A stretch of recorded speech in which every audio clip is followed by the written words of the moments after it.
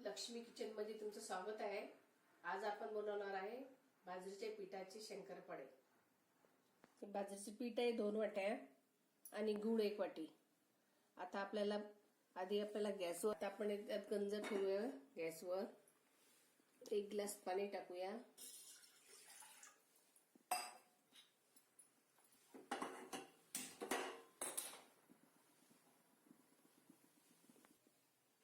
आता आपण गूळ टाकून विरघळून घेऊया। छान हा गूळ टाकून आपण विरघळून घेऊया।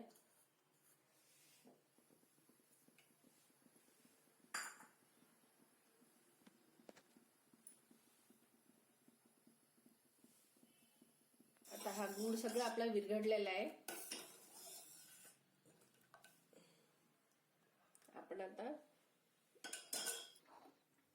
आता आपण हे पीठ याच्यात टाकूया।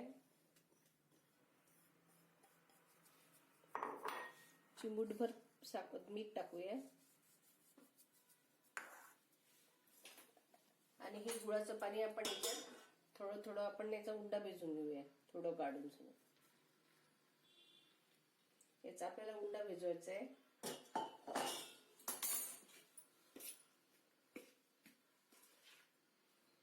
छान हिवाळ्यात छान लागतात हे, खायला पण पौष्टिक। लहान मुलं पण छान डब्यातही नेऊ शकतात, आवडीने खातात आणि हिवाळ्यात ते खूप छान लागतात बाजरीचे शंकरपाळे।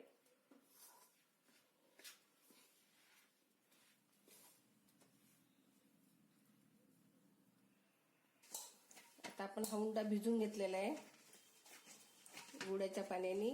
तुम्हाला जेवढं गोड लागेल तेवढं गोड टाकायचं आपण याच्यात। कटाला थोडंसं तेल लावून घेऊया आणि छान याची पोळी लाटून घेऊया। शंकरपाळ्यासारखे आपण त्याचे काप करून घेऊया।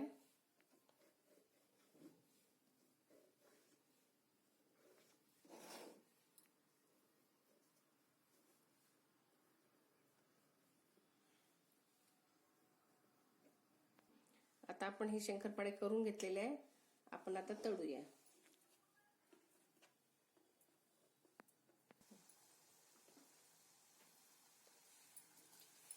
आपलं तेल पण तापलेलं आहे, आपण आता शंकरपाळे टाकूया याच्यात।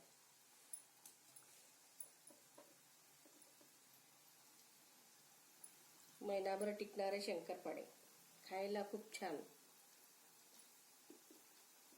लहान मुलं पण आवडीने खातात। हे आपले बाजरीचे शंकरपाळे आता रेडी झाले।